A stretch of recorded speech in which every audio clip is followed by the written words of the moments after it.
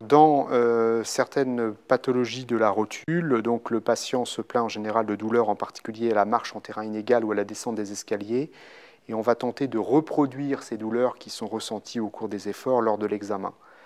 Alors pour cela, on va mettre la main sur la rotule et on va la descendre vers le bas, puis on va demander au patient de lever la jambe tendue, ce qui va l'obliger à contracter son quadriceps et ce qui va plaquer la rotule contre le fémur et réveiller les douleurs qui sont spontanément ressenties. Cette manœuvre s'appelle la manœuvre d'ascension contrariée de la rotule.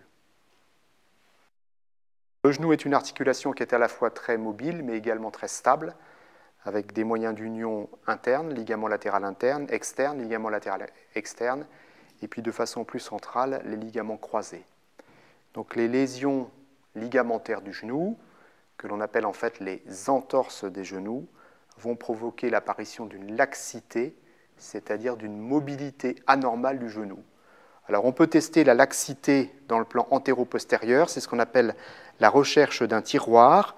En bloquant légèrement le pied du patient, l'examinateur va empaumer le tibia dans sa face, dans sa partie supérieure, et va faire effectivement un mouvement de tiroir antéro-postérieur pour rechercher une mobilité dans ce plan.